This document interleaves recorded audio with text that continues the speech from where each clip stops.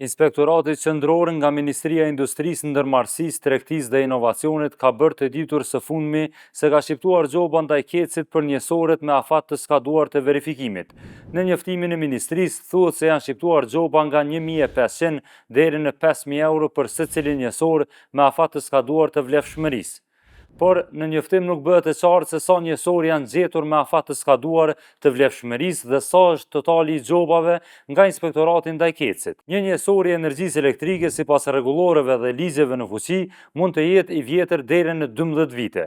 Pas kësaj, ai njësor konsiderohet si pa afat. Ministria nuk ka bërë të ditur se çka do ndodhë me qytetarët e cilët kanë qenë të pajisur me njësor pa afat ose me afat të skaduar të vlefshmërisë, e të cilëve i është ndërruar njësori pas raportimeve tona për mos sinkronizimin e kohës në njësor dhe njësorve pa afat. Pra si do të mund të verifikohen ata njësor ose si do të mund të gjobitet Keci për një njësor që tashmë është ndërruar. E hatmiftare nga IKD përmes një postimi në Facebook ka bërë të ditur se vetëm në kompleksin ku ai jeton janë ndërruar rreth 100 njësor të energjisë elektrike për shkak se të njëjtit kanë qenë më shumë se 16 vite të vjetër, të vendosur që nga viti 2010. Pra njësoret në këtë objekt kanë qenë të vjetër 16 vite, 4 vite jashtë afatit, e që potencialisht mund të kenë qenë duke matur edhe shpenzimin e energjisë elektrike gabimisht. Sa do tjetë edhe kjo pjesë e hetimeve nga prokuroria, pasi që tashmë vetë se ka nisur mbledhjen e informacioneve rreth çështjes së njësorve, mbetet të shihet ditëve në vijim.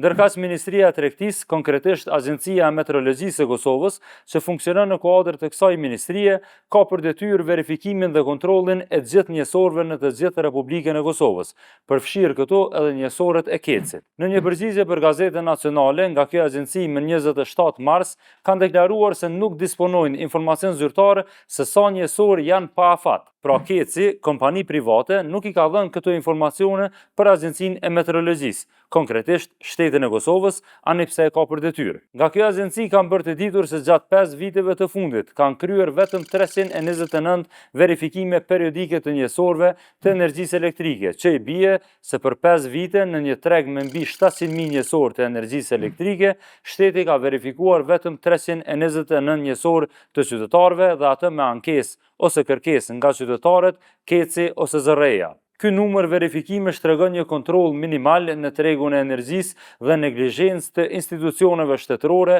për të mbajtur përgjegjës Kecin, të vetmen kompani që ka në pronësi njësorët e vendosur nëpër shtëpitë e qytetarëve.